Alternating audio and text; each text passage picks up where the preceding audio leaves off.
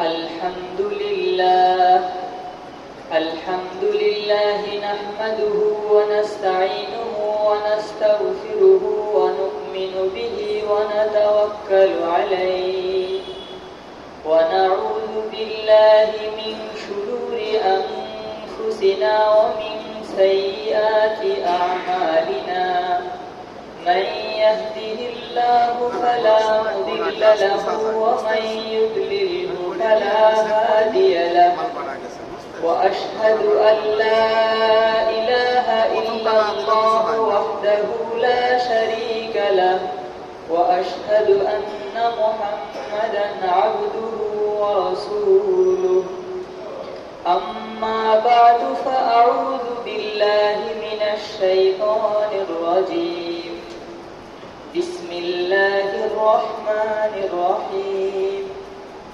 والذين يتوفون منكم ويذرون أزواجا يتربصن بأنفسهن 4 أشهر وعشرا فإذا بلغن أجلهن فلا جناح عليكم فيما فعلن في أنفسهن بالمعروف والله بما تعملون خبير ولا جناح عليكم فيما عرضتم به من خطبة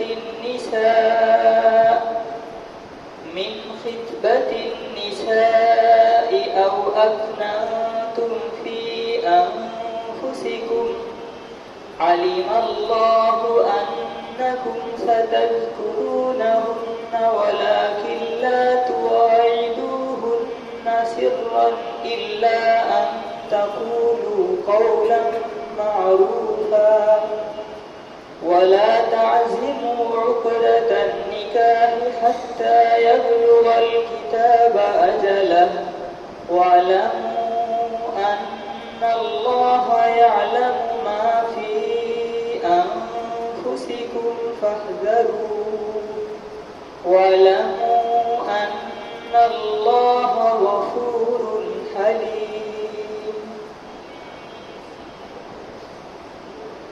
মহান রব্বুল আলামিন ইরশাদ করে তোমাদের মধ্যে যারা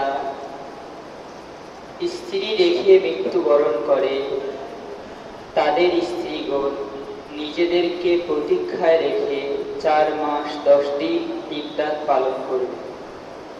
অতঃপর যখন তাদের ইদ্দাতের সময়সীমা শেষান্তে পৌঁছায় তখন হে অভিভাবকগণ তারা নিজেদের ব্যাপারে যা করতে চায় ন্যায়সঙ্গতভাবে করলে সে ব্যাপারে অনুমতি প্রদান করতে তোমাদের কোনো অসুবিধা নেই। তোমরা যা করো আল্লাহ রব্বুল আলামিন সে ব্যাপারে সম্মুখ অবগত।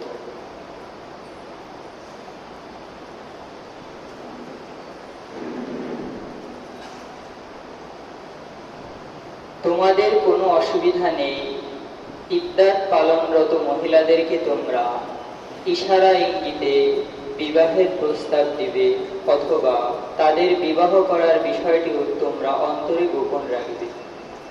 আল্লাহ রব্বুল আলামিন অবশ্যই জানেন অচিরেই তোমরা তাদের ব্যাপারে আলোচনা করবে, তবে তাদেরকে সরাসরি বিবাহের ব্যাপারে অঙ্গীকার করবে না, তাদেরকে পরোক্ষভাবে বিবাহের ব্যাপারে অঙ্গীকার করাবে না, বরং তাদেরকে ন্যায়সঙ্গত কথা বলবে। ইদ্দাত চলাকালীন তাদের সাথে বিবাহ বন্ধনের আবদ্ধ হবে না, সংকল্প করবে না যতক্ষণ পর্যন্ত তাদের ইদ্দাত শেষ না হবে। জেনে রেখো আল্লাহ তাআলা তোমাদের অন্তরে যা কিছু আছে তা সম্পর্কে জানেন, সুতরাং তোমরা আল্লাহকে ভয় করো। জেনে রেখো আল্লাহ তাআলা পরম ক্ষমাশীল ও সহনশীল। আলহামদুলিল্লাহ, আজকে আমাদের আলোচনার বিষয় ছিল সূরাতুল বাকারা 234, 35 এবং 36 নম্বর আয়াতের তাফসীর। মহান রব্বুল আলামিন এই আয়াতে কোনো ব্যক্তি মৃত্যুবরণ করলে মৃত্যু পরবর্তীতে স্ত্রী রেখে যদি কোনো ব্যক্তি মৃত্যুবরণ করে, তাহলে সেই স্ত্রীর জন্য ইদ্দাত পালন করার বিধান, শোক পালন করার বিধান কি হবে সেই আলোচনা করেছে। আল্লাহ রাব্বুল আলামিন বলেন, তোমাদের মধ্যে কেউ যদি স্ত্রী রেখে মৃত্যুবরণ করে, তাহলে সেই স্ত্রীর জন্য স্বামীর মতো বড় নিয়ামত হারিয়ে যাওয়ার কারণে স্বামীর বিরহে শোক পালন করবে এবং ইদ্দাত পালন করবে। ইদ্দাত পালনের পদ্ধতি হচ্ছে, কোনো মহিলা যদি ঋতুমতী স্বাভাবিক হয়, তাহলে সে 4 মাস 10 দিন নিজেকে প্রতীক্ষায় রেখে ইদ্দাত পালন করবে এবং স্বামীর বিরহে শোক পালন করবে। যদি মহিলা বৃদ্ধ হওয়ার কারণে অথবা অল্প বয়স্ক হওয়ার কারণে ঋতুমতী না হয়, সেক্ষেত্রেও 4 মাস 10 দিন ইদ্দাত পালন করবে। আর যদি এই মহিলা গর্ভবতী হয়, তাহলে সেক্ষেত্রে তার ইদ্দাত পালনের সময়সীমা হচ্ছে তার গর্ভস্থ সন্তান ভূমিষ্ঠ হওয়া পর্যন্ত সে ইদ্দাত পালন। আশা করি আমরা স্বামী মৃত্যুর ইদ্দাত সম্পর্কে আল্লাহ রাব্বুল আলামিনের এই বিধানটি স্পষ্টভাবে বুঝতে পেরেছি। তো এখানে একটা বিষয় গুরুত্বপূর্ণ, সেটা হলো দুনিয়ায় কেউ মারা গেলে, এমনকি কলিজার টুকরা কোনো সন্তান মারা গেলে, পরম প্রিয় বাবা মা, শ্রদ্ধেয় পিতামাতা মৃত্যুবরণ করলে কারো ক্ষেত্রে 4 মাস 10 দিন কেন 3 দিনের বেশি শোক পালন করা ইসলামে নিষিদ্ধ।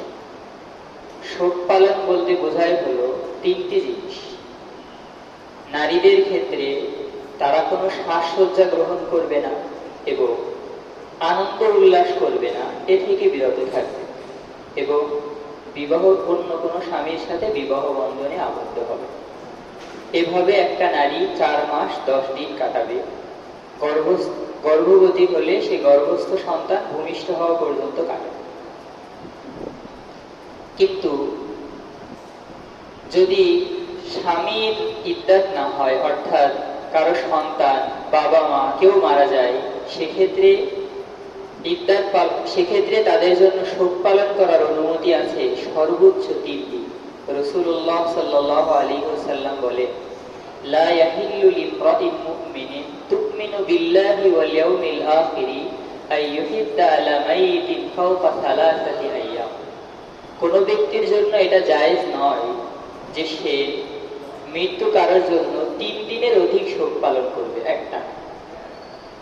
শুধুমাত্র স্ত্রীর ক্ষেত্রে সে তার স্বামী মৃত্যুর কারণে একটানা 4 মাস 10 দিন ইদ্দাত পালন করবে। আলহামদুলিল্লাহ, কোরআনুল কারীমের এই আয়াত এবং সহিহ বুখারী শরীফ ও মুসলিম শরীফে যায়নাব বিনতে জাহাশ এবং উম্মে সালামা রাদিয়াল্লাহু আনহা থেকে বর্ণিত রাসূল সাল্লাল্লাহু আলাইহি ওয়াসাল্লামের এই হাদিস থেকে আমরা বুঝতে পারলাম যে কোনো ব্যক্তি মৃত্যুবরণ করলে, যদি স্বামী হয় তাহলে স্ত্রীর জন্য 4 মাস 10 দিন ইদ্দাত পালন করবে। অন্য কারো ক্ষেত্রে 3 দিনের অধিক ইদ্দাত পালন করার, 3 দিনের অধিক শোক পালন করার কোনো অনুমতি নেই। এখানে একটা জিনিস মহান রব্বুল আলামিন যেটা ইঙ্গিত করেছেন বান্দাকে বোঝার জন্য, সেটা হলো স্বামী কত বড় নিয়ামত একজন স্ত্রীর জন্য, যে তার ক্ষেত্রে দুনিয়ার যে কোনো মানুষ, যে কোনো সন্তান, যে কোনো বাবা মার চেয়েও শোক পালনের বিধানটা ভিন্ন হচ্ছে একটানা 4 মাস 10 দিন। তো মহান রব্বুল আলামিন স্বামী যে কত বড় নিয়ামত, এটি অন্য আর 2টা আয়াতে স্পষ্ট বলেছেন। আমরা সংক্ষেপে সেটা একটু আলোকপাত করব। আল্লাহ রব্বুল আলামিন বলেন, ওয়াজআলা বাইনাকুম মাওয়াদ্দাতা ওয়া রাহমা। স্বামী ও স্ত্রীর মধ্যে আল্লাহ রব্বুল আলামিন নিষ্কলুষ, নিঃস্বার্থ আল্লাহ প্রদত্ত একটা ভালোবাসা এবং দয়া দান করেছেন।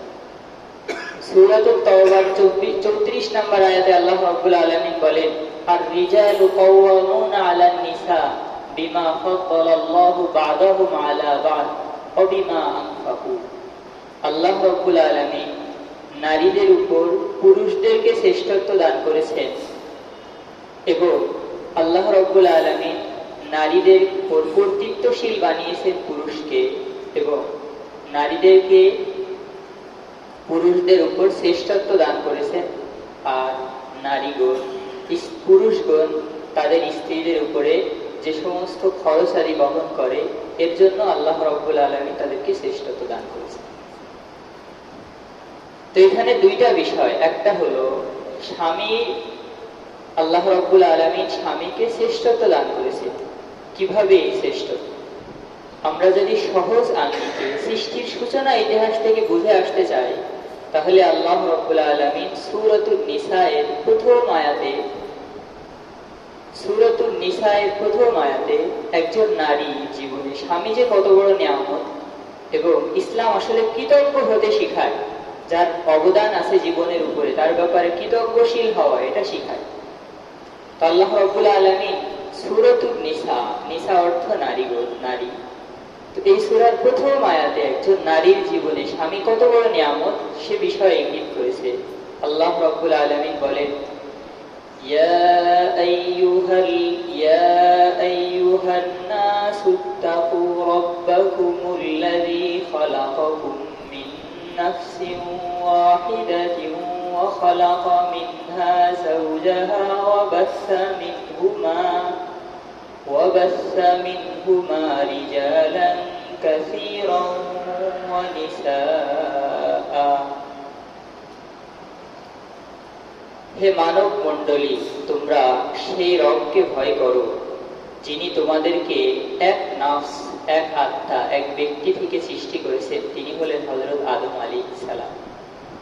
এরপর হযরত আদম আলাইহিস সালামের এক পার্শ্ব হাড্ডি, তার থেকে সৃষ্টি করেছেন তারই স্ত্রী হযরত হাওয়া আলাইহিস সালাম।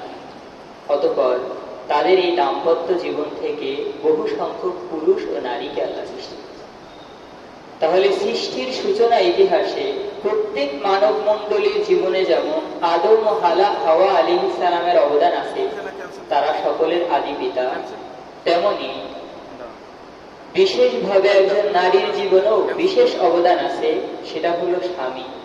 যে স্বামী আদম আলাইহিস সালাম থেকে সূচনা স্ত্রীকে আল্লাহ তারই একটা অংশ থেকে সৃষ্টি করেছে, সেই হিসাবে এই স্ত্রীর সৃষ্টির একটি উৎস হলো তার স্বামী।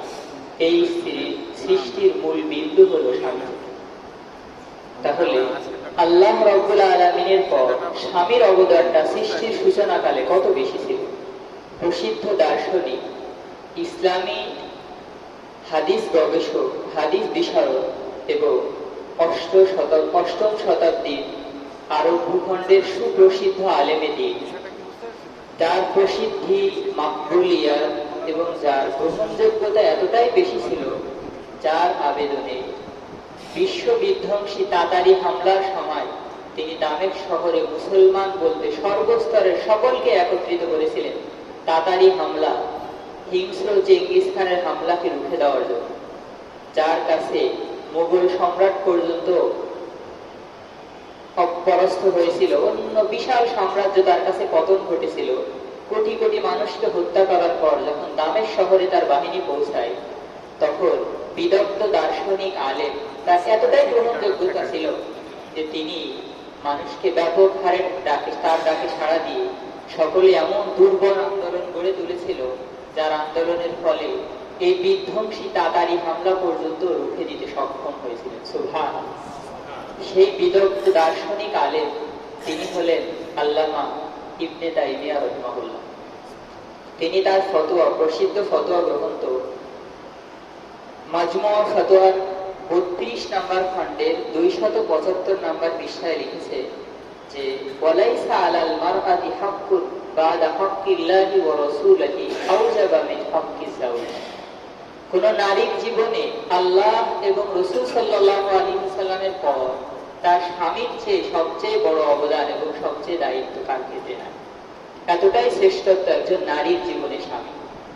রাসূলুল্লাহ সাল্লাল্লাহু আলাইহি ওয়াসাল্লাম আরো স্পষ্ট বলেছেন, সহিহ বুখারী আবু দাউদ শরীফের একটা হাদিস, রাসূল সাল্লাল্লাহু আলাইহি ওয়াসাল্লাম বলেন, লাউ কুনতু আমিরান আহাদান আইয়াসজুদা লি আহাদিন লা আমারতু নিসা আন তাসজুদা লি আজওয়াজিহি। যদি আল্লাহ রাব্বুল আলামিন ছাড়া কারো সম্মানে কখনো কাউকে সেজদা দেওয়ার অনুমতি থাকতো, তাহলে আমি নারীদেরকে বলতাম তারা যেন তাদের পুরুষকে সেজদা দেয়। কেন? লিমা জাআলাল্লাহু লাহুম আলাইহিন্না মিন হাক্কি, কেননা নারীদের জীবনে পুরুষদের উপরে অনেক অধিকার আল্লাহ রাব্বুল আলামিন দিয়েছে, যেভাবে নারীদের দায়িত্ব আছে। তো এতটাই অবদান একজন নারীর জীবনে পুরুষ। আমরা যদি আমাদের দাম্পত্য জীবন এবং বাস্তব সংসারের প্রতি লক্ষ্য করি, তবুও আমরা দেখতে পাবো যে একজন নারীর শৈশবকাল এর চেয়েও বেশি, যে কোনো মানুষের শৈশবকালের চেয়েও বেশি গুরুত্বপূর্ণ, বেশি অসহায় হয়ে যায় মানুষ বৃদ্ধকাল। তো শৈশবকাল যদি পিতামাতার সংসারে কাটায়, তো বৃদ্ধকাল একটা নারীর জীবনের শেষ অংশ কাটে স্বামীর সংসার। দ্বিতীয় দিক হল, জীবনের সামান্য একটা অংশ যদি একটা নারী বাবা মায়ের সংসারে কাটে, তবে তার জীবনের বৃহৎ একটা অংশ কাটে স্বামীর সংসার। এবং স্বামীর সংসারে যাওয়ার পর তার জীবনের সর্বময় খরচ, সর্বময় দায়িত্ব, সব ভার বহন করে একমাত্র স্বামী।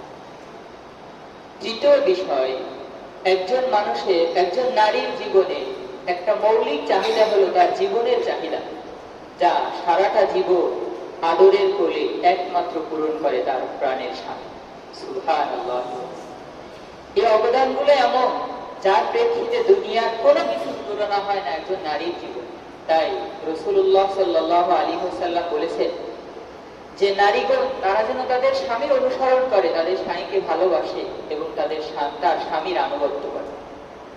তো যাই হোক, আমরা সংক্ষিপ্ত এই দৃষ্টি আকর্ষণে বুঝতে পারলাম একজন নারীর জীবনে তার স্বামীর অবদান, স্বামীর গুরুত্ব যতটা বেশি, ইতিহাসের অন্য কোনো সম্পর্ক, অন্য কোনো ক্ষেত্রে এত বেশি অবদান থাকতে পারে না।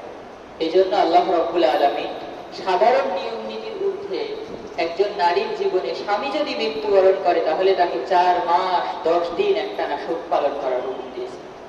এটা মহান রব্বুল আলামিন যথাযথই দিয়েছে। কেউ যদি মনে করে আমি আমার বাবা মার সৃষ্টি, বাবা মা থেকে এসেছি, আদম মা হাওয়ার অবদানকে অস্বীকার করে, হবে? উচিত হবে এটা? কেউ যদি মনে করে যে আমার স্বামী, তার থেকে আমার সৃষ্টি না, সেই হিসাবে আদম স্বামী থেকে হাওয়ার সৃষ্টিকে, অবদানকে অস্বীকার করে, হবে? এটাও অকৃতজ্ঞতার পরিচয়। তো যাই হোক, বোঝাতে চাচ্ছি একটা নারীর জীবনে তার স্বামীর গুরুত্ব সর্বোচ্চ। বাবা মায়ের গুরুত্ব আপন স্থানে অবশ্যই আছে, কোরআনুল কারীমের অন্য অধ্যায়ে ব্যাপকভাবে বাবা মায়ের কথা আছে।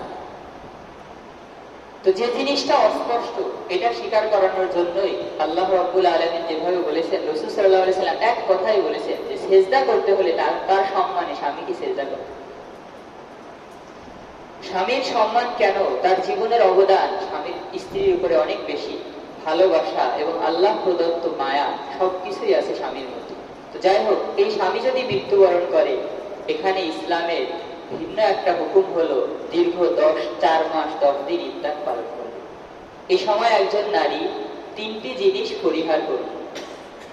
3টি জিনিস পরিহার করার মধ্যে প্রথম হলো সে কোন প্রকার সাজসজ্জাকে পরিহার করবে, অর্থাৎ মেকআপ করা, সুরমা লাগানো, সুগন্ধি লাগানো, তারপর বাহারি ধরনের সাজসজ্জাময় কাপড় পরা, এগুলা থেকে স্বামীর সম্মানে, স্বামীর অবদানে সে কৃতজ্ঞ হয়ে থাকবে। এভাবেই কাটাবে 4 মাস 10 দিন। দ্বিতীয় কাজ হলো কোন প্রকার আনন্দ উল্লাস, মেতে ওঠা, ঘুরতে যাওয়া, এই ধরনের কাজ থেকেও বিরত থাকবে। তৃতীয় করণীয় হলো একজন স্ত্রী এই সময় অন্য স্বামীর সাথে বিবাহ বন্ধনে আবদ্ধ হওয়া থেকে বিরত থাকবে। এ সময় বিবাহ বন্ধনে আবদ্ধ হলে সেই বিবাহ সঠিক হবে না, এটা বিবাহহীন ধরা হবে। তো আলহামদুলিল্লাহ, আশা করি আমরা বিষয়টা বুঝতে পেরেছি। আয়াতের দ্বিতীয় বিষয় হলো, যদি এই অবস্থায় কোন নারীর জীবনে তার স্বামী, তার পরিচিত কোনো মানুষ, চেনা পরিচয়ের কেউ এসে যদি এই নারীর জীবনে এসে সরাসরি বিবাহের প্রস্তাব দেয়, তাহলে সেটা আল্লাহ রাব্বুল আলামিন নিষেধ করেছে। তবে একটা নারীর বৈবাহিক জীবন কোনো কারণে যদি সমাপ্তি ঘটে, স্বামীর মৃত্যু হয়, তালাক হয়, তাহলে ইসলাম তার জীবনে সর্বোত্তম সমাধান রেখেছে, সেটা হলো পরবর্তী বিবাহের সুযোগ। এটা তৎকালীন ধর্ম। ইয়াহুদ এবং নাসারা তাদের ভিন্নতা ছিল।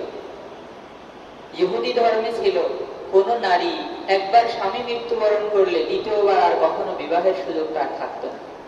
যেমন আমাদের এ দেশের আশপাশে যে একটা হিন্দু ধর্ম, যাই হোক, এই ধর্মের বাস্তবতা অনেক গভীর। আসলে এগুলো তুলে ধরা দরকার মানুষের সামনে। এখানে একটা নিয়ম ছিল সতীদাহ। সেটাও এর থেকেই জন্ম যে একজন নারীর জীবনে একবারই বিবাহ, জন্ম যেমন একবার, বিবাহ তেমনই একবার। সুতরাং একবার বিবাহ হয়ে যদি স্বামী মারা যায়, তাহলে জীবন্ত মানুষটাকে সেই স্বামীর সাথেই তারা পুড়িয়ে ফেলতো। নাউজুবিল্লাহ। এর চেয়ে গর্হিত আর কি হতে পারে?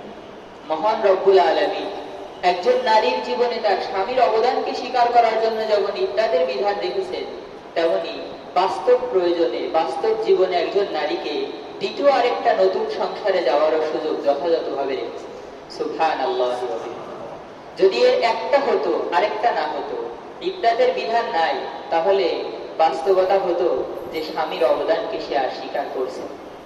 ইসলাম মানুষের অবদানকে স্বীকার করতে শিখায়। আবার যদি হতো অবদান স্বীকার করার জন্য তার সারা জীবন অপেক্ষায় রাখতে হচ্ছে, তাহলে তার বাস্তবিক জীবনের সত্য প্রয়োজনকে দমিত করে রাখা হতো। আল্লাহ রাব্বুল আলামিন উভয় দিকটা খেয়াল করে মুমিনের জন্য সর্বোত্তম বিধান দিয়েছে। সেটা হলো স্বামীর অবদান স্বীকার করে শোক পালন করবে, আর নির্দিষ্ট সময় শেষ হলে আবার সে চাইলে অন্যের সাথে বিবাহ বন্ধনে আবদ্ধ। তো বিবাহ বন্ধনে আবদ্ধ হওয়া এটা তো একেবারেই মুহূর্তের বিষয় না। এর আগে সিদ্ধান্ত, খোঁজ খবর, অনেক কিছু প্রয়োজন হয় না? আল্লাহ রাব্বুল আলামিন কত দয়ালু বান্দার উপর। একজন নারীর জীবনে এই বাস্তব প্রয়োজনের ক্ষেত্রে সে কি করবে, আল্লাহ রাব্বুল আলামিন এই আয়াতে সুন্দর করে বলে দিয়েছে যে, হে অভিভাবক, তোমাদের তালাকপ্রাপ্ত যে নারী, তারা যদি তাদের ইদ্দাত চলাকালে সরাসরি কারো কাছে বিবাহের প্রস্তাব বা অঙ্গীকারে আবদ্ধ হয়, এটা নিষেধ। আল্লাহ রাব্বুল আলামিন এই দুটি বিষয়কে নিষেধ করেছে। কিন্তু অভিভাবক অন্যান্য মুমিন বান্দাগণ তাদেরকে আরো তিনটি বিষয়ে উদ্বুদ্ধ করেছে। সেটা হলো, তোমরা নিজেদেরকে তাদেরকে বিবাহ করার ব্যাপারে সিদ্ধান্ত গ্রহণ করতে থাকবে। কেউ যদি সিদ্ধান্ত গ্রহণ করে, তাহলে ইঙ্গিতবহ শব্দে তাকে জানিয়ে দিতে পারে। তাহলে একটা মহিলা ইদ্দাত পালনের মধ্যেও কিছুটা আশ্চর্য হতে পারে। সুবহানাল্লাহ। দ্বিতীয় কথা, যদি কোনো মহিলা এভাবে ইদ্দাতরত থাকে, তাহলে আল্লাহ রাব্বুল আলামিন বলেন, যদি তোমরা তাদের বিবাহের ব্যাপারে কোনো সিদ্ধান্ত নাও, এটা ভাবতে পারো অভিভাবকদেরকেও তোমরা জানিয়ে দিতে, সরাসরি তাকে না যায়।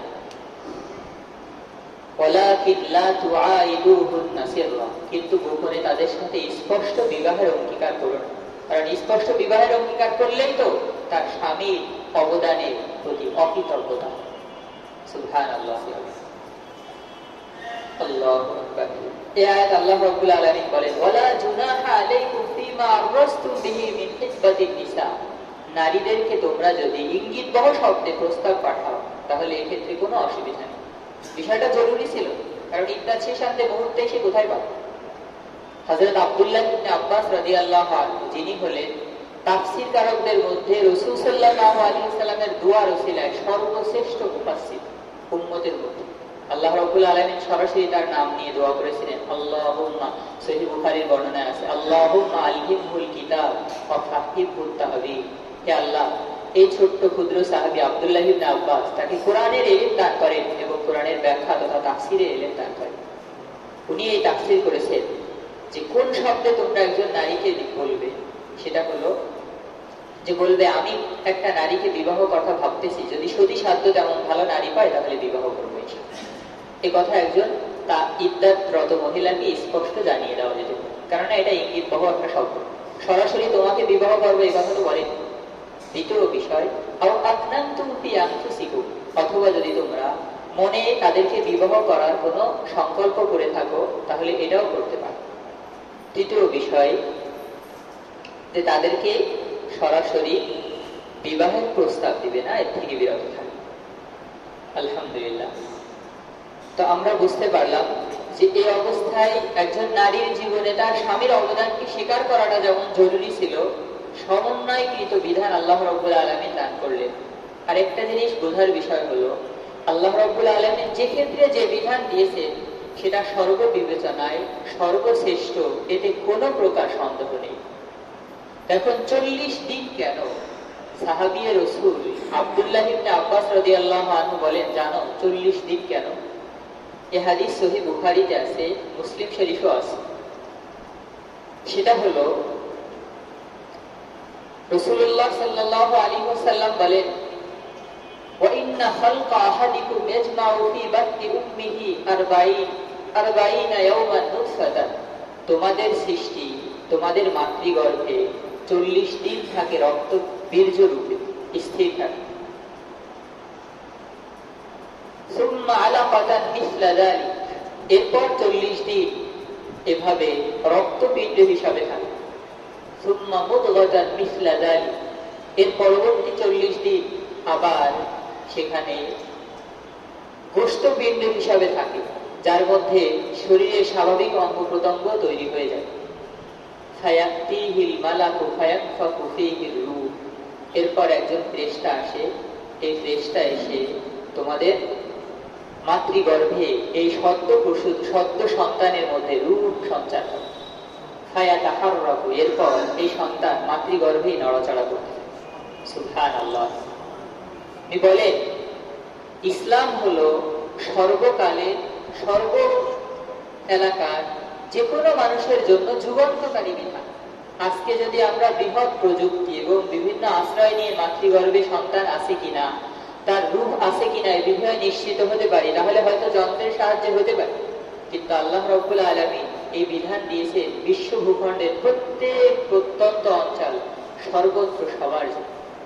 তাই কোন প্রকার প্রযুক্তির আশ্রয় নেওয়া ছাড়াই কোন নারী যদি তার মাতৃগর্ভস্থ সন্তানের ব্যাপারে নিশ্চয়তা লাভ করতে চায়, তাহলে 4 মাস 10 দিনের মধ্যে নিশ্চিতভাবে সে এই নিশ্চয়তা লাভ করতে পারে। সুবহানাল্লাহ। কিভাবে সেটা হলো 40 দিনে যে স্বাভাবিক 3টা ধারার পর আল্লাহ রাব্বুল আলামিন ফেরেশতা পাঠান তার মধ্যে রূহ সঞ্চার করার জন্য। তো 3 40 হয় 120 দিন, 120 দিন হয় 4 মাস। এরপর রূহ আসার পর 10 দিনের মধ্যে যে কোনো নড়াচড়া, যে কোনো হারাকাত, যে কোনো নিদর্শনের দ্বারা একজন মা তার গর্ভস্থ সন্তানের ব্যাপারে নিশ্চয়তা লাভ করতে পারে। সুবহানাল্লাহ। বাকি এটা তো হলো সুন্দর একটা ক্ষেত্র। বাকি আল্লাহ রাব্বুল আলামিন যেখানে নির্দিষ্ট দিন তারিখ নিয়ে কোনো হুকুম দিয়েছেন, সেখানে বোঝার ক্ষেত্রে আমরা কোনো কল্যাণের বিবেচনা করতে পারি। যেমন এই আয়াতে করা হলো যে 4 মাস 10 দিনের মধ্যে একটা গর্ভস্থ সন্তানের ব্যাপারে নিশ্চিত জানা সম্ভব, কোন প্রকার প্রযুক্তির আশ্রয় নেওয়া ছাড়াই যে কোনো প্রত্যন্ত অঞ্চলে মানুষ এটা পারে। বাকি এর আগেও যদি হয়ে যায় বা এর আগে অনিশ্চয়তার মধ্যে নিশ্চিত হয় যে গর্ভে কিছু নাই, তবু যে ক্ষেত্রে আল্লাহ রাব্বুল আলামিন নিশ্চিত দিন নির্ধারণ করে দিয়েছেন, সেক্ষেত্রে অন্য কোনো প্রযুক্তি, অন্য কোনো বিবেচনা, অন্য কোনো কল্যাণ কামনা কিছুই চলবে না। এখানে আল্লাহর হুকুমটাই হচ্ছে সর্বোচ্চ কল্যাণ বিবেচনা। সুবহানাল্লাহ। তাই যদি 4 মাস 10 দিন এর মধ্যে গর্ভের সন্তানের কোনো প্রমাণ হয়, তাহলে তার ইদ্দাত হবে গর্ভস্থ সন্তান ভূমিষ্ঠ হওয়া পর্যন্ত।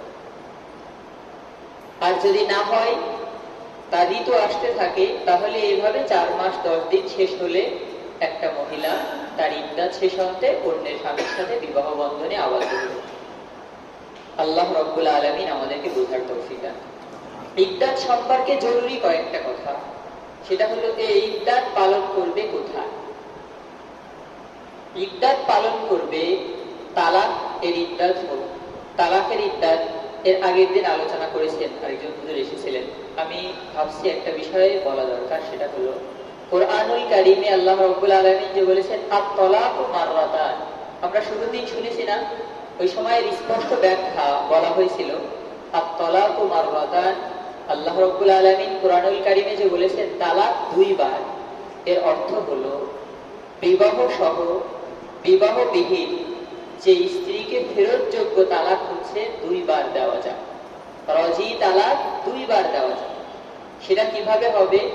কেউ যদি তার স্ত্রীকে তালাক দেয় স্পষ্ট শব্দে, এরপর 3 ঋতু পেরিয়ে যাওয়া পর্যন্ত তাকে আর ফিরিয়ে না নেয়, তাহলে এই স্ত্রীর তালাক এখানে পূর্ণাঙ্গ হয়ে যায়, বিবাহ করা ছাড়া তাকে ফিরিয়ে নেওয়া যায়। যদি এর আগেই 3 মাসের আগে বা 3 ঋতুর আগেই ফিরিয়ে নিতে চায়, তাহলে স্বামী স্ত্রী সুলভ যে কোনো আচরণ অথবা সরাসরি ফিরিয়ে নিলাম কথার দ্বারাই ফিরিয়ে নেওয়া যায়, নতুন ভাবে বিবাহ বন্ধনের প্রয়োজন হয় না। যদি 3 মাস বা 3 ঋতু পেরিয়ে যায়, সেক্ষেত্রে বিবাহ বন্ধন ছাড়া এই নারীকে আবার ফেরত নেওয়া যায়। এই হলো একটা সুযোগ। এরপর যদি আবার কখনো তালাক দেয়, তাহলে একই নিয়মে 3 ঋতুর মধ্যে ফিরিয়ে নিতে পারে। যদি তা না নেয়, 3 ঋতু পেরিয়ে যায়, তাহলে বিবাহ নবায়ন করলে আবার নিতে পারে। এই হলো তালাক 2 বার দেওয়ার সুযোগের সঠিক ব্যাখ্যা। আমরা আশা করি বুঝতে পেরেছি। যদি 3য় বার দেয়, তখন অন্য স্বামীর কাছে বিবাহ দিতে হয়, এই স্বামী আর বিবাহ করতে পারে। যাই হোক, তো যদি তালাকের ইদ্দাত হয়, সেক্ষেত্রে একটা মহিলা ইদ্দাত পালনকালীন স্বামীর বাড়িতে অবস্থান করে। যদি ফেরতযোগ্য তালাক হয়, তাহলে সে সাজসজ্জা গ্রহণ করবে যেন স্বামী তাকে তার প্রতি আগ্রহী হয়ে আকৃষ্ট হয়ে ফেরত নিয়ে নেয়, স্ত্রী হিসাবে গ্রহণ করে। এই কালিমা একটা নারীর জীবন থেকে কেউ জানা ছাড়াই রহিত। সুবহানাল্লাহ। যদি ফেরতযোগ্য তালাক না হয়, পূর্ণাঙ্গ তালাক হয়, সেক্ষেত্রে সে সাজসজ্জা গ্রহণ করবে না এবং এভাবে স্বামীর বাড়িতে 3 ঋতু পরিমাণ কাটাবে। এ সময় তার সমস্ত খরচাদি সব কিছু বহন করবে হচ্ছে তার যে ছিল সে। ইদ্দাত শেষ হলে সে বাবার বাড়িতে যাবে।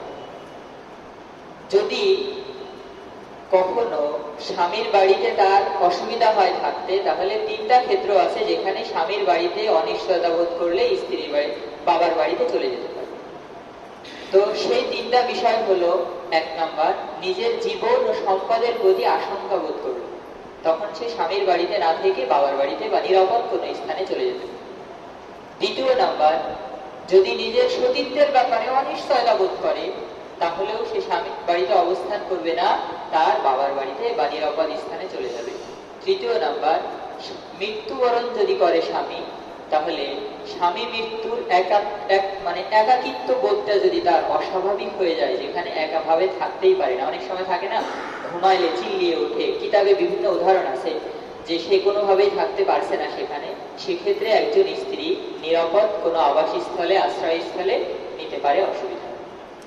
তাহলে আমরা জানতে পারলাম, তালাক প্রাপ্তা স্ত্রী অথবা স্বামী মৃত্যুবরণ করেছে ইদ্দাতরত স্ত্রী, 3টি অসুবিধা হলে সে স্বামীর বাড়ি ছাড়া অন্য নিরাপদ স্থলে যে ইদ্দাত পালন করে, তাছাড়া সাধারণত স্বামীর বাড়িতে ইদ্দাত পালন করতে হয়। আশা করি বিষয়টা আমরা বুঝতে পেরেছি। ওয়ালামু আন্নাল্লাহা গফুরুর রহিম। আয়াতের সর্বশেষ অংশ আল্লাহ রাব্বুল আলামিন বলেন, জেনে রাখো আল্লাহ রাব্বুল আলামিন পরম ক্ষমাশীল এবং সীমাহীন দয়ালু। গফুরুল হালিম, সহনশীল। আল্লাহ রাব্বুল আলামিন কেমন ক্ষমাশীল, কেমন ক্ষমা করতে পারেন, এর একটা নিদর্শন আমরা। আল্লাহ রাব্বুল আলামিন তিনি বলেন, হে বানি আদম, লাউ আন্না আউওয়ালাকুম ওয়া আখিরাকুম ওয়া জিন্নাকুম ওয়া ইনসাকুম লাজতামাউ ফি সাঈদিন ওয়াহিদ। যদি তোমাদের পূর্ববর্তী সকল মানুষ আর পরবর্তী সবাই এবং তোমরা যারা বর্তমান পৃথিবীতে আছো, সবাই এক প্রশস্ত ময়দানে একত্রিত হও, তারপর আল্লাহ রাব্বুল আলামিনের কাছে ক্ষমা চাও, আল্লাহ রাব্বুল আলামিন যদি শিরিক করে না থাকো, আল্লাহ রাব্বুল আলামিন তোমাদেরকে ক্ষমা করে দিবেন। সুবহানাল্লাহ। আরেকটা হাদিসে আছে, ইয়া ইবনা আদম লাউ বালাগাত যুনুবুকা আনানাস সামা, হে মানুষ, যদি তোমার গুনাহ আসমান পর্যন্ত পৌঁছে যায়, পুরো আকাশ ভরে যায়, মানুষ যদি ধোঁয়া জ্বালায়, ধোঁয়া তৈরি করে, তাহলে পুরা থাকা জায়গার ব্যাপক একটা অংশ ভরতে থাকে না? এভাবে উদাহরণ দিয়ে বলেছেন, তোমার গুনাহ দ্বারা যদি পুরা আসমানের বিশাল ভূখণ্ড, বিশাল এরিয়া পূর্ণ হয়ে যায়, আনানাস সামা, আকাশ পর্যন্ত পৌঁছে যায়, এত বৃহৎ গুনাহ তুমি করে ফেলো, ভুল ত্রুটি করে ফেলো, সুম্মা আতাইতানি ওয়া লাম তুশরিক বিল্লাহ, আল্লাহর সাথে শিরিক করা ছাড়া তোমরা আল্লাহর কাছে আসো, লা আতাইতুহা বিকুরাবিল আরদি মাগফিরা। আল্লাহ রাব্বুল আলামিন বলেন, আমি কোনো কিছুর পরোয়া ছাড়া আমি এমন দয়ালু, নির্দ্বিধায় বান্দাকে মাফ করে দিই। সুবহানাল্লাহ। তো আল্লাহ রাব্বুল আলামিন এত ক্ষমাশীল। তো আল্লাহ রাব্বুল আলামিন আমাদেরকে তৌফিক দান করুন, আমরা যেন আল্লাহর বিধিবিধান, আল্লাহর হুকুম যথাযথভাবে জানতে পারি, বুঝতে পারি। তাফসীরুল কোরআনের যে মাহফিলে আমরা একদিন এসেছি, আল্লাহ রাব্বুল আলামিন আমাদের এই আশাকে কবুল করুন। আমরা যদি অন্তর থেকে বুঝি যে কোরআনের মজলিসে আসা, কোরআনের জন্য একটু আগ্রহ, এটা কত পরম সম্পদ, তাহলে আমরা কোনোদিন এই মজলিস মিস করতাম। মুস্তাদরাকে হাকিমের একটা হাদিসে আছে, আল্লাহ রাসূল সাল্লাল্লাহু আলাইহি ওয়াসাল্লাম হযরত ওমর ইবনুল খাত্তাব এবং আবু জাহাল তারা যখন ইসলামের ব্যাপারে ব্যাপক ক্ষয়ক্ষতি সাধন করতেছিল, সাহাবায়ে কেরামকে বিভিন্নভাবে নির্যাতন করছে, তারা সকল নির্যাতনের মূল হোতা ছিল, তারা সব ধরনের অপকর্ম চালাচ্ছে। এমনকি তাদের কারণে মুসলমানদের সংখ্যা লঘু মুসলমান কয়েকজন, তাদের জীবনটাই দুর্বিষহ হয়ে দাঁড়িয়েছে। এক পর্যায়ে আল্লাহ রাব্বুল আলামিনের কাছে কায়মনো বাক্যে রাসূল সাল্লাল্লাহু আলাইহি সাল্লাম ফরিয়াদ করলেন, ইয়া আল্লাহ, আল্লাহুম্মা আইসিল ইসলামা বিআহাদিল হাযাইন। হে আল্লাহ, আল্লাহ আপনি ইসলামকে এই দুইজনের কোন একজনের মাধ্যমে আপনি ইসলামকে শক্তিশালী করুন। বিআবি জাহাল, প্রথম কার নাম বলেছেন? আবু জাহাল। দ্বিতীয় নাম্বার আও বি উমর ইবনুল খাত্তাব, অথবা উমর ইবনুল খাত্তাবের। তখন রাসূলুল্লাহ সাল্লাল্লাহু আলাইহি সাল্লামের দুআর প্রেক্ষিতে আল্লাহ রাব্বুল আলামিন যার নাম আগে বলেছেন তাকে কবুল করেছেন। কাকে কবুল করেছেন? এখানে উলামায়ে কেরাম ব্যাপক অনুসন্ধান চালিয়েছে ঘটনাটা। আল্লাহ রাসূল নাম নিয়েছেন আগে আবু জাহালের, সে দুর্ভাগ্যবশত সে ইসলাম গ্রহণ করতে পারলো না, দুনিয়া থেকে জাহান্নামে চলে গেল বদর যুদ্ধে দুইজন ছোট্ট সাহাবীর হাতে। আর যার নাম দ্বিতীয়বার বলেছেন সে হলো খলিফাতুল মুসলিমিন, সাইয়্যিদুল কাউনাইনের বিশাল খলিফা। দুনিয়া ও আখিরাতে তার মতো সফল, দুনিয়ায় থেকেই খলিফাতুল মুসলিমিন শাসন করেছেন আধা জাহান। সুবহানাল্লাহ। তো ব্যাপক অনুসন্ধানের পর হাদিস বিশারদগণ এখানে একটি কারণ মৌলিকভাবে উল্লেখ করেছে, সেটা হলো হযরত ওমর ইবনুল খাত্তাব রাদিয়াল্লাহু আনহুর জীবনে নিজ থেকে ইসলামের ব্যাপারে একটা আগ্রহ তৈরি হয়েছিল এবং নিজে একটা চেষ্টা করেছিলেন, যে চেষ্টাটা আবু জেহেল কখনো করেনি। সেই চেষ্টাটা ছিল কোরআনের প্রতি আগ্রহ। সুবহানাল্লাহ। ঘটনা হলো হযরত ওমর ইবনুল খাত্তাবের বোন এবং বোন জামাই দুলাভাই দুইজন মুসলিম হয়ে গিয়েছে, অথচ সেই সময় উনি ব্যাপকভাবে ইসলাম ও মুসলমানের ক্ষতি করতে মুহাম্মদ সাল্লাল্লাহু আলাইহি সাল্লামের মাথা নিতে তিনি ছুটে চলেছেন। সংবাদ পেলেন তার বোন নাকি সাবা ধর্ম ত্যাগ করেছে। এসে দেখলেন ঘরের দরজা আটকানো, ঘরের দরজা, সেখান থেকে দরজা ভেঙে ভিতরে আঘাত করলেন নিজের দুলাভাইকে, বোনকে চড় মারলেন। তারপরে দয়া তৈরি হলো, তিনি শুনছেন, উনি বলছেন, মা হাযিহি নুহাইমা আল্লাযী তাতাহাদ্দাসু, তোমরা এই যে আওয়াজ, সুন্দর আওয়াজ শুনতেছিলাম, কিসের আওয়াজ যা তোমরা বলছিলে? তখন বলেছে, আমরা কোরআনের সূরা তাহা তেলাওয়াত করছি। সুবহানাল্লাহ। উনি আগ্রহ প্রকাশ করলেন, আমি এই কোরআন আমাকে দাও, আমি কোরআন পড়ব। দিতে চাইল না, বললেন গোসল করতে হবে। উনি গোসল করতেও সম্মতি হলেন, রাজি হয়ে গোসল করলেন। এরপর কোরআনকে হাতে নিলেন, তিনি আয়াত পড়ছেন। কোরআনের আগ্রহের বরকতে আল্লাহ রাব্বুল আলামিন রহমতের কোলে ইসলামের বুকে তাকে টেনে নিয়েছেন। সুবহানাল্লাহ। তো আমরা যে কোরআনের ভালোবাসায় একটা দিন এখানে একত্রিত হতে পেরেছি, আমাদের মতো নগণ্য মানুষ দুনিয়ার বিভিন্ন কাজে ব্যস্ত, কোরআনের ভালোবাসা একদিন একত্রিত হতে পেরেছি। আল্লাহ রাব্বুল আলামিন যেন আমাদের নাজাতের ওসিলা বানিয়ে দেন কোরআনের এই চেষ্টা। আমরা সকলেই বলি আমিন। ওয়া আখিরু দাওয়ানা আলহামদুলিল্লাহি রাব্বিল আলামিন। এখন বিবাহ, তালাক, ইদ্দাত সংক্রান্ত ভাইদের যদি কোনো বিষয় থাকে, আমি আশা করি সহজভাবে বিষয়টা উপস্থাপন স্পষ্ট বলার চেষ্টা করব ইনশাআল্লাহ। আল্লাহ।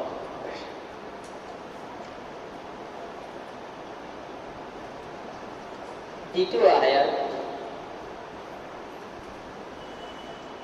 ওয়ালা জুনাহা আলাইকুম ইন তাল্লাকতুমুন নিসাআ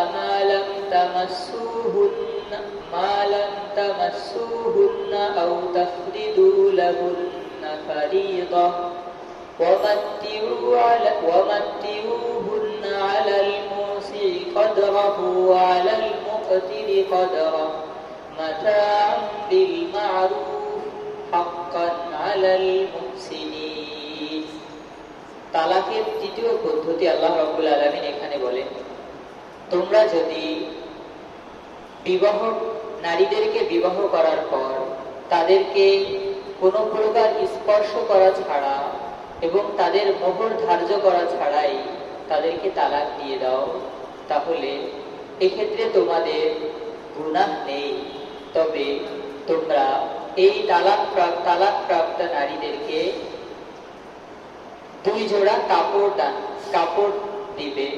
সচ্ছল ব্যক্তি তার সামর্থ্য অনুসারে, অসচ্ছল ব্যক্তি তার সামর্থ্য অনুসারে ন্যায়সঙ্গতভাবে। হাক্কান আলাল মুহসিনিন। উদার মহানুভবতা মানুষের জন্য এটি অবধারিত দায়িত্ব। তো এই আয়াতে আল্লাহ রাব্বুল আলামিন বলেন, যদি বিবাহের পর কোনো নারীকে স্পর্শ করা ছাড়া এবং তাকে মোহর নির্ধারণ করা ছাড়াই তাকে তালাক দিয়ে দেয় কোনো কারণে, তাহলে সেক্ষেত্রে এই মহিলা যথারীতি তাকে 1 জোড়া কাপড় এবং সচ্ছল ব্যক্তি হলে স্বাভাবিক তার সর্বোচ্চ সামর্থ্য অনুসারে, আর অসচ্ছল ব্যক্তি হলে তার স্বাভাবিক সামর্থ্য অনুসারে 1 জোড়া কাপড় তাকে দান করতে। কারণ বিবাহের পর পরম খুশির মুহূর্তেই তাকে একটা শোকের বার্তা পৌঁছেছে, যা জীবনের জন্য একটা নারীর অত্যন্ত দুঃখজনক। এই জন্য স্বাভাবিক বিধিবিধানের বাইরে এখানে আরো একটা জিনিস দেওয়াকে আল্লাহ রাব্বুল আলামিন অবধারিত করেছেন, সেটা হলো তাকে সুন্দর 1 জোড়া কাপড়।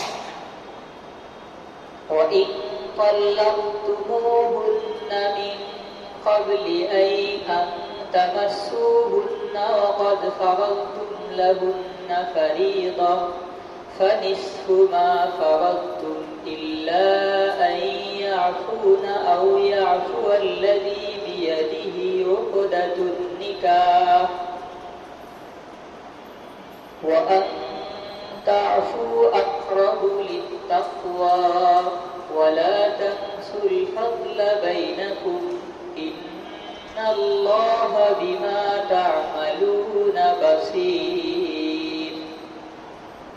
আর যদি তোমরা নারীদেরকে বিবাহের পর স্পর্শ করার পূর্বেই কোনো কারণে তালাক দাও এবং সে সময় তাদের জন্য মোহর ধার্য করা হয়ে যায়, সেক্ষেত্রে তাদেরকে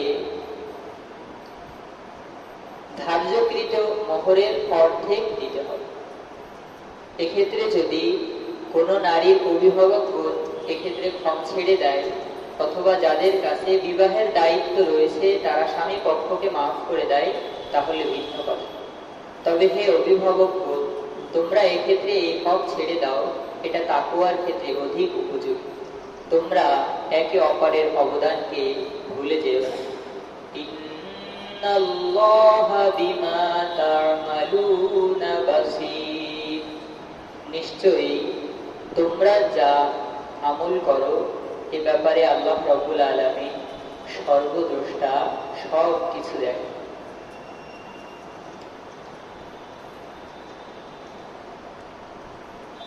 এক্ষেত্রে যে কোনো মহিলা তাকে তালাক দেওয়ার পর যদি মোহর অনাদায়ী থাকে তাহলে অবশ্যই মোহর আদায় করে দিতে হবে।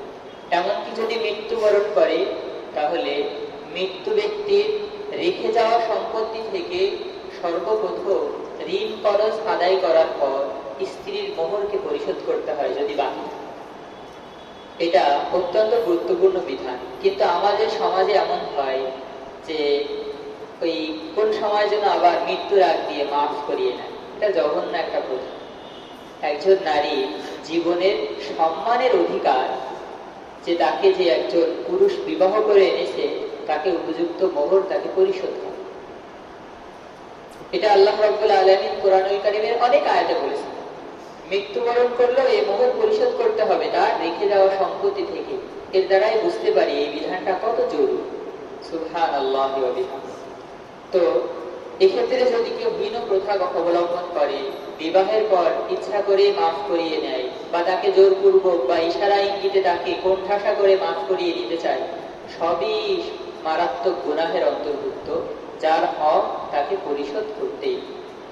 আল্লাহ রাব্বুল আলামিন এই বিষয়টা স্বচ্ছতার সাথে আমাদেরকে আমল করার তৌফিক দান। বাকি কোনো সম্ভ্রান্ত নারী, সম্ভ্রান্ত স্ত্রী যদি নিজ খুশিতে কোনো সিদ্ধান্ত নেয়, সেটা তার একান্ত ব্যক্তিগত বিষয়। এখানে কোনো প্রকার প্রভাব তৈরি করা, কোণঠাসা করা, বাধ্য করা সবই অন্য। তো আলহামদুলিল্লাহ, পবিত্র কোরআনুল কারীমের সূরাতুল বাকারার 226 নম্বর আয়াত থেকে 36 এবং 37 নম্বর আয়াত পর্যন্ত যে বিবাহ তালাক এর মূল ধারা এবং এর মূলনীতি ছিল, আমরা আল্লাহ রাব্বুল আলামিন তৌফিকে যথাযথভাবে আমরা চেষ্টা করেছি এটা উম্মাদের কাছে পৌঁছাতে, সম্মানিত মুসাল্লি ভাইদের কাছে পৌঁছাতে। তো তালাক এবং বিবাহের বিধান এটা মানুষের দাম্পত্য জীবনের অত্যন্ত জরুরি বিষয়। ওলামায়ে কেরাম বলেন, প্রত্যেক মানুষের উচিত বিবাহের সাথে সাথে বা বিবাহের পূর্বেই সে বিবাহ সংক্রান্ত জরুরি বিষয়গুলো যেন অনিবার্যভাবে জেনে। যেমন ইদ্দাত পালন, যদি ইদ্দাত পালনের মধ্যেই কেউ বিবাহ করে, তাহলে তো স্পষ্ট বললাম এটা বিবাহই হবে না, এটা একটা ব্যভিচারের মতো হয়ে যাবে, এই বিবাহের কোনো গ্রহণযোগ্যতা নেই। তো তেমনি বৈবাহিক জীবনের সকল বিষয় সবকিছু জেনে রাখা দরকার। কারণ অনেক মানুষ আছে যারা জীবনের ঝগড়াঝাটির এক পর্যায়ে এমন করেছে যে তার বিবাহ বন্ধন সম্পূর্ণরূপে ছিন্ন হয়ে গিয়েছে, সে জানেও, অনুভূতিও নাই। কারণ বিবাহ এবং তালাক দুইটি হচ্ছে স্পর্শকাতর বিষয়। এজন্য এ বিষয়ে যদি কারো কোনো ঘটে যায়, কোনো অসুবিধা হয়, তাহলে আগে থেকেই তো আমাদের সতর্ক হওয়া দরকার। যদি এমন কোনো অঘটন ঘটে, সাথে সাথেই বিজ্ঞ উলামায়ে কেরাম এবং মুফতিয়ানে হযরতের শরণাপন্ন হয়ে সঠিক সমাধান নিয়েই জীবনযাপন করা উচিত। আল্লাহ রাব্বুল আলামিন আমাদেরকে তৌফিক দান।